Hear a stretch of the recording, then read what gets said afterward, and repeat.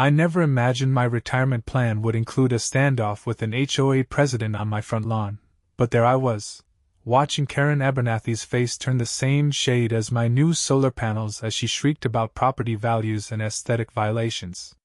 The irony wasn't lost on me when the police cruisers pulled up and the responding officers realized they'd been called to their captain's house. But I'm getting ahead of myself. After 25 years on the force, I'd finally achieved my dream, a modest single-family home in Sycamore Ridge with enough yard for my German Shepherd, Rex, and enough roof space for the solar installation I'd been planning for years. My name's Quincy Quarles, and at 50, I was ready for some peace and quiet. The neighborhood seemed perfect, well-maintained properties, a community pool, and walking trails that Rex and I explored daily. When I bought the house 6 months ago, I'd skimmed the HOA covenant. It mentioned exterior modifications requiring approval, but nothing specifically prohibiting solar panels. Being environmentally conscious and frankly, tired of my outrageous electric bills, I researched state laws before investing nearly $30,000 in a top-of-the-line solar system. California's Solar Rights Act clearly protected my installation, regardless of HOA rules. The trouble began 3 days after the installation was completed. I was enjoying my morning coffee on the porch when a silver Mercedes SUV screeched to a halt in front of my driveway. A woman with an immaculate blonde bob and oversized sunglasses emerged, her heels clicking aggressively on the concrete as she approached. "Excuse me," she called, not bothering with a greeting. "Those solar panels need to come down immediately."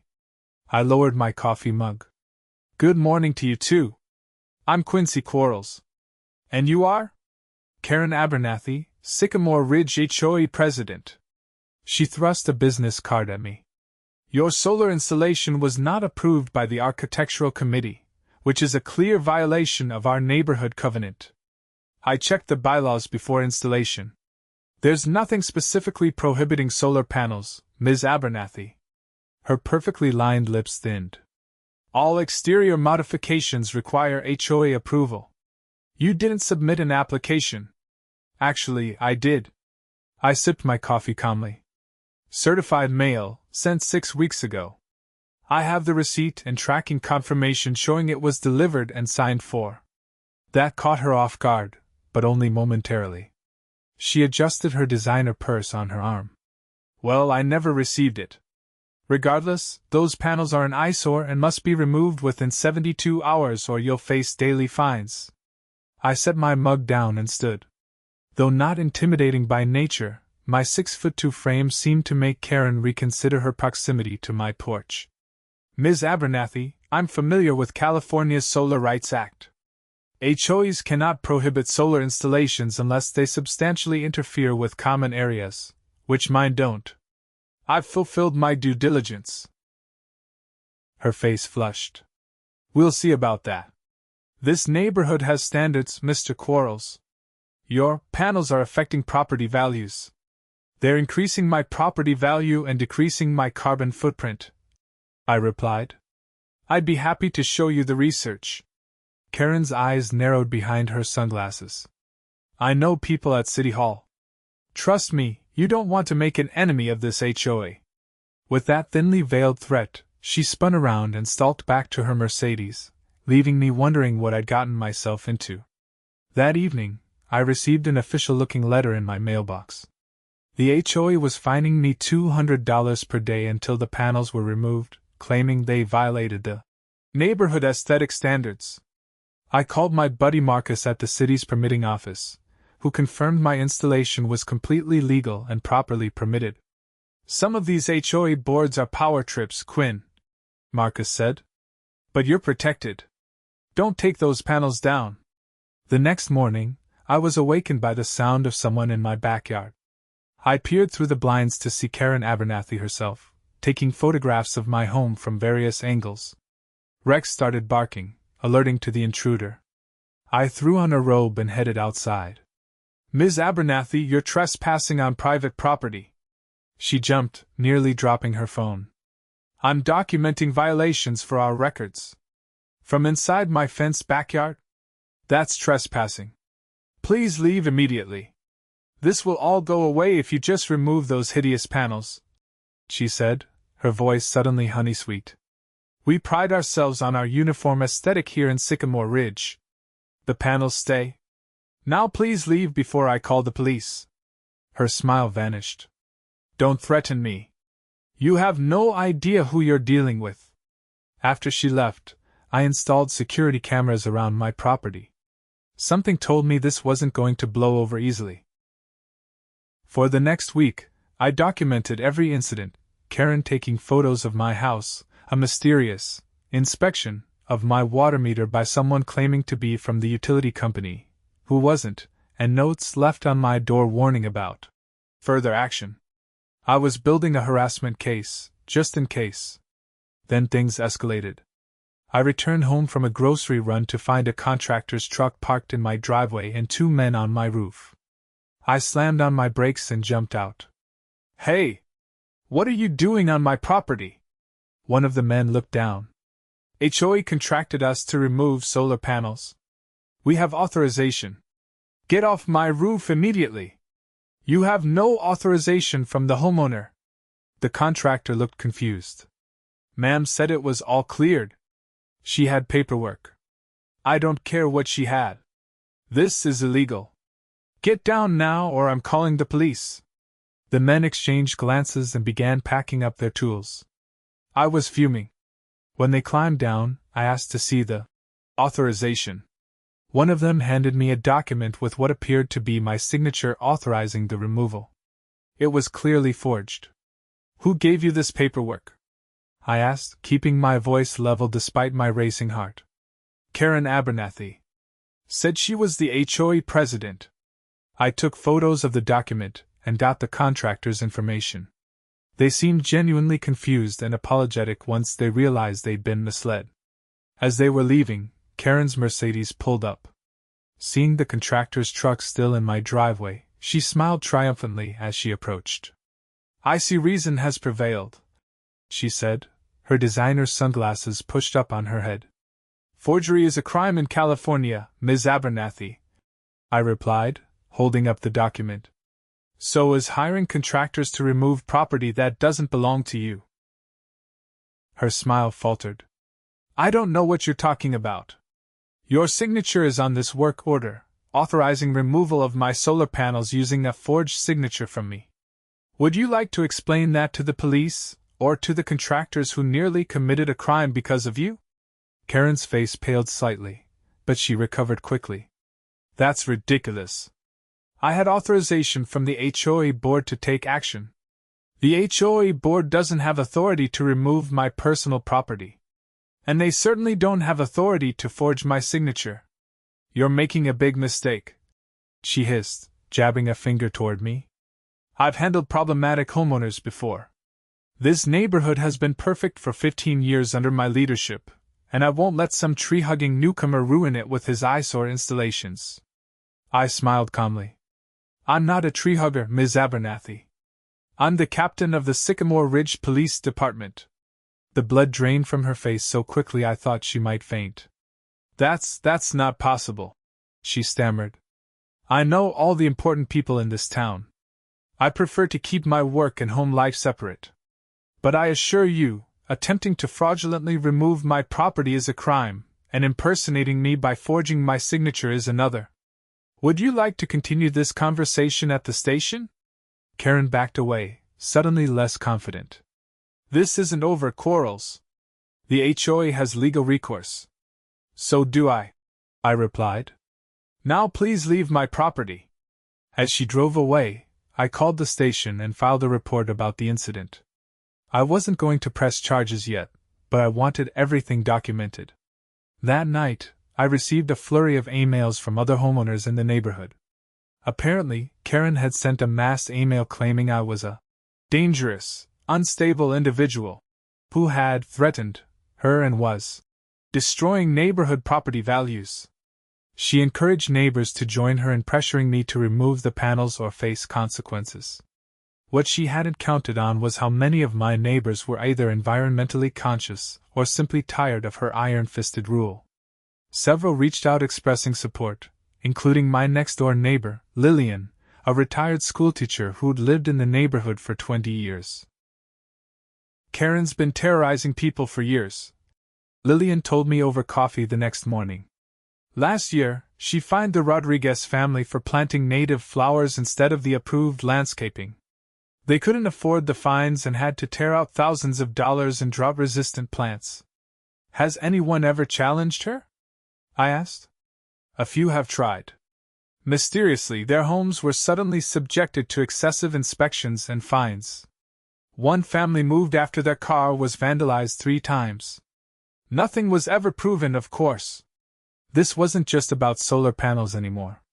I started digging into the HOA's financial records, which were technically available to all homeowners. What I found was troubling, unexplained. Administrative fees, contracts awarded to companies owned by Karen's husband, and a reserve fund that had been steadily shrinking despite increasing HOA fees. I was in my home office reviewing these documents when my doorbell rang. It was nearly 9 p.m., and I wasn't expecting anyone. Through the security camera, I saw 3 police officers on my porch. I recognized Officer Jenkins, a rookie who had just completed training last month. I opened the door. "Evening, officers. What can I do for you?" Jenkins looked startled. "Captain Quarles? We were called about a disturbance at this address." "A disturbance? I've been home alone all evening." Jenkins looked uncomfortable. "Yes, sir. We received a complaint about loud music and possible illegal activity. The complainant specifically mentioned drug use visible through the windows." I had to suppress a laugh. "As you can see, there's no loud music, and the only thing I'm high on is coffee while reviewing these HOA documents." The officers apologized for the confusion. As they were leaving, Karen's Mercedes slowly cruised past my house, headlights briefly illuminating my front yard before continuing down the street. "Jenkins," I called. "Who made that complaint?" "A Karen Abernathy, sir." She sounded quite concerned. I nodded. "Thank you. I'll follow up on this tomorrow." The next morning, I received a certified letter from a law firm representing the Sycamore Ridge HOA, threatening legal action if I didn't remove my solar panels within 48 hours. I passed the letter to my own attorney, who assured me they had no legal grounds. "This is harassment, pure and simple," my lawyer said. "We should file for a restraining order." I was considering this option when my doorbell rang again. This time it was a different sort of visitor, Thomas Greenfield, the city councilman for our district. "Captain Quarles," he greeted me warmly. "I hope I'm not interrupting. Karen Abernathy called my office this morning, very concerned about solar installations in the neighborhood decreasing property values. She mentioned your name specifically." I invited him in and offered coffee, which he accepted. "Councilman, I'm happy to discuss this, but I should mention that Ms. Abernathy has been engaging in some questionable behavior regarding my installation." I showed him the forged document, the harassing emails, and the police report from the false complaint. His expression grew increasingly grave. "This is deeply concerning," he said. "Karen has been a persistent advocate for the neighborhood, but this crosses several lines. Solar installations are protected by state law, and her actions here could constitute criminal harassment. I'm trying to resolve this without escalation," I explained. "But she seems determined to make this difficult." "I'll speak with her," he promised. "This kind of behavior reflects poorly on the entire community." After Councilman Greenfield left, I received a text from Lillian. "Emergency HOA meeting called for tonight. 7 p.m. at the community center. Topic: dangerous elements in our neighborhood. Thought you should know." I decided to attend, curious what Karen's next move would be. When I arrived at the community center, nearly 50 homeowners were already seated. Karen stood at the podium in a tailored blue suit, looking every bit the authoritative HOA president. She faltered briefly when she saw me enter but quickly recovered. "Thank you all for coming on such short notice," she began. "We have a serious situation developing in our community that threatens our property values and our way of life." For the next 15 minutes, she presented a slideshow of violations in the neighborhood, culminating in several photos of my house with the solar panels, which she described as industrial equipment that was bringing down the prestigious image of Sycamore Ridge. Moreover, she continued, the homeowner in question has been aggressive and threatening when approached about compliance. I fear for my safety and the integrity of our board. That's when I stood up. Ms. Abernathy, would you like to explain to the community why you forged my signature to illegally remove my property? Or why you filed a false police report claiming drug activity at my home? The room fell silent. Karen's face contorted in fury. This is exactly the kind of intimidation I'm talking about. She spat. This man thinks the rules don't apply to him. He's threatening the value of all your homes with his unsightly installations. An older gentleman in the back raised his hand. Actually, my son installed solar last year in Mission Heights. Their property values have increased, not decreased. A woman near the front added. And aren't solar installations protected by state law anyway? Karen was losing control of the narrative. The HOA covenant clearly states that all exterior modifications require approval, which he did not receive. I submitted my application 6 weeks before installation, I replied calmly. I have the certified mail receipt showing it was received and signed for by you personally, Ms. Abernathy. Whether you chose to present it to the board is another matter. Murmurs spread through the crowd. Karen's composure was cracking. Furthermore, I continued, while reviewing the publicly available HOA financial records, I noticed some concerning discrepancies that homeowners might want to examine more closely. Specifically, the allocation of nearly $50,000 in administrative fees last year alone, and contracts consistently awarded to Abernathy Construction without competitive bidding. The room erupted in questions. Karen banged her gavel frantically, trying to regain control. This is slander. He's trying to distract from his own violations. Is it true about the contracts going to your husband's company? Someone called out.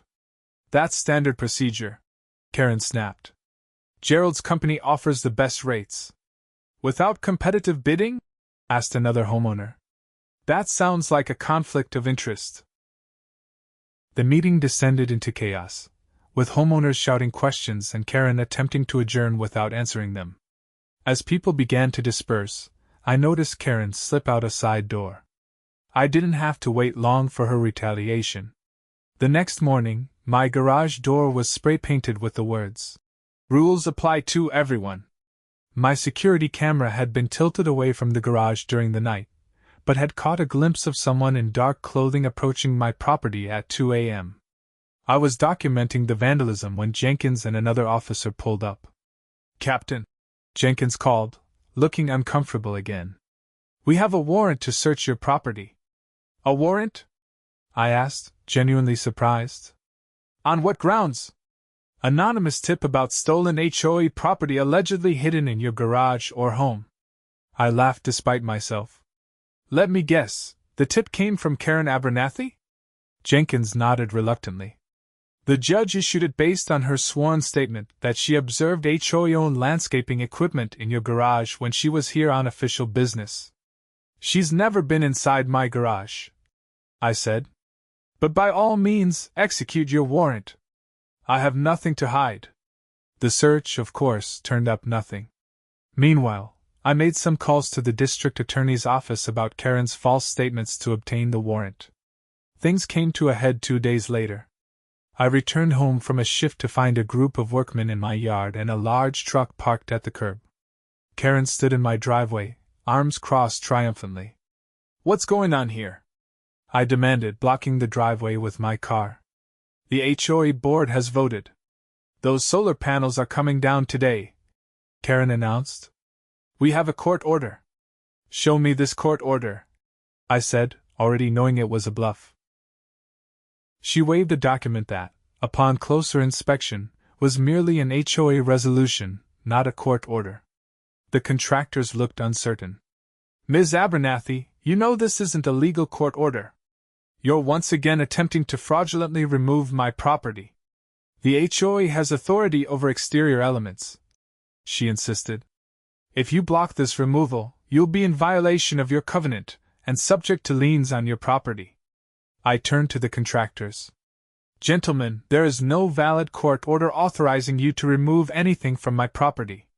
If you proceed, you will be committing criminal trespass and destruction of property. As a police captain, I would be obligated to arrest you. The workers began backing toward their truck. Karen's face flushed with anger. Don't you dare leave! You're under contract, she shouted at them. Lady, we don't want any trouble with the police, one of them replied. You told us this was all legal. As they drove away, Karen turned on me, jabbing her finger into my chest. You think you're so clever, hiding behind your badge. This isn't over. I've dealt with difficult people before, and they always regret crossing me. Is that a threat, Ms. Abernathy? It's a promise. By the time I'm done, you'll wish you never moved to Sycamore Ridge. What happened next was so quick I barely had time to react. Karen stormed to her car, grabbed something from the trunk, and returned with a sledgehammer. Before I could stop her, she swung it at one of my solar panels that extended slightly over the garage. The sound of shattering glass filled the air as the panel cracked. Karen looked momentarily stunned by her own actions, then raised the sledgehammer again. Ms. Abernathy, stop immediately! I commanded, moving toward her. She swung wildly again, missing the panels but striking my security camera. These panels are coming down one way or another! I radioed for backup as I approached her.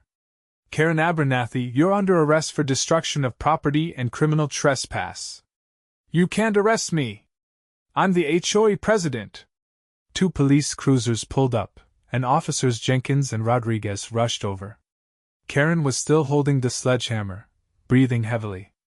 Officers, arrest this woman for destruction of property, criminal trespass, filing false police reports, and attempted fraud, I said calmly. Karen finally dropped the sledgehammer. This is ridiculous. He's persecuting me for enforcing HOA rules. Jenkins handcuffed her while Rodriguez read her rights. As they led her to the cruiser, neighbors emerged from their homes, watching in shock. You'll regret this, Quarles! Karen shouted as they placed her in the back seat. My husband is golfing with Judge Peterson right now. I'll be out within the hour. I doubted that, especially since Judge Peterson had retired 2 years ago and moved to Florida. The aftermath was swift and significant. Karen was charged with multiple offenses, including destruction of property, filing false police reports, and attempted fraud for the forged documents. Her husband Gerald distanced himself immediately, claiming he had no knowledge of her HOA activities.